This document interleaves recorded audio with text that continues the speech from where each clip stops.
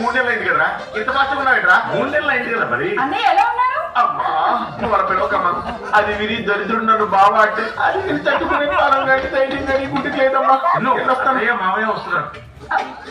వీళ్ళకి ఎవరు చెప్పారు? నేనే పిలిచారు, చిన్న సర్ప్రైజ్ ఇద్దామని. రెండు సెకండ్ మామయ్య గారు. ఎన్నిసార్లు చెప్పాను నిన్ను అలా పిలవద్దని. ఓ సారీ అంకుల్, ఆంటీ బాగున్నారా? చెప్పు చెప్పు చెప్పు.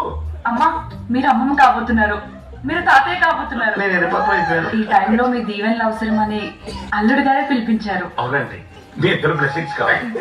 నువ్వు వీడిని వదిలేసి వస్తేనే మా బ్లెస్సింగ్స్ నీకుంటాయి. నువ్వు చేసిన వెదా పనికి తల ఎక్కడ పెట్టుకోవాలో తెలియక చూస్తున్నావు. అది కదండి, తల ఏమన్నా హ్యాండ్ బ్యాగ్ ఎక్కడ పడితే అక్కడ పెట్టానండి. నీ నెపక 3 నెలల నుంచి నిద్ర లేక వస్తున్నావు పక్క.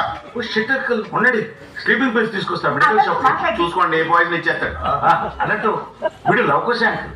వీడే మీ అమ్మాయిని ఆటోలో జాగ్రత్తగా తీసుకొచ్చి మా ఇద్దరు పెళ్లి చేశాడు. వీడే లేకపోతే మా ప్రేమ సఫలీకృతం అయ్యేది కాదు. చెప్పు పద, మన ఇద్దరు వెళ్ళి మెడిసిన్ తీసుకుందాం.